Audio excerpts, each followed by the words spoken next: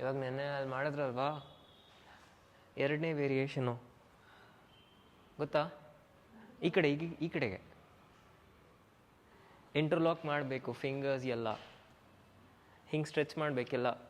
ಅವಾಗ ಆಮೇಲೆ ಹಿಂಗೆ ಸ್ಟ್ರೈಟ್ ಆಗಬೇಕು, ನಿಮ್ಮ ಸೊಂಟ ಬಿದೋಗ್ಬಾರ್ದು. ನೋಡಿ, ಇದು ತಳ್ಬೇಕು ಹಿಂಗೆ ಬೆನ್ನು. ನಿಮ್ಗೇನಿಕೆ, ನೀವು ಹಾಗೆ ಮಾಡಿ. ಹೌದಾ? ಹಿಂಗೆ ಒತ್ತಬೇಕು, ಟೈಲ್ ಬೋನ್ನ ಹಿಂಗೆ ಪ್ರೆಸ್ ಮಾಡಿದ್ರೆ ಫುಲ್ ಸ್ಟ್ರೇಟ್ ಆಗುತ್ತೆ. ಇದು ಎರಡನೇದು. ಮೂರನೇದು ಕೈ ತೊಡೆ ಮೇಲೆ, ಇದು ಮೂರನೇದು.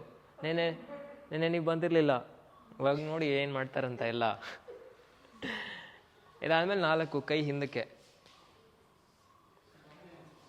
ಅದು ನೀವೇ ಮಾಡಬೇಕು, ನಿಮ್ಮದೇ ಅಲ್ವಾ ಬಾಡಿ.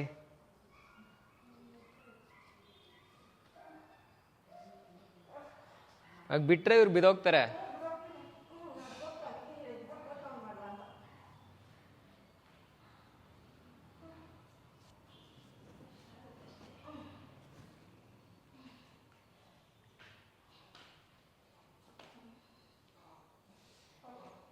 ನೀವು ಸ್ಟ್ರೆಚ್ ಮಾಡಿ ನೋಡೋಣ ಕೈನ ಹಿಂದಕ್ಕೆ,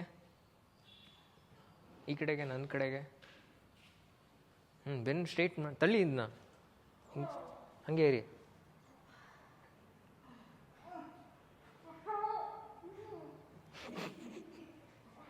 ತಳ್ಬೇಕು.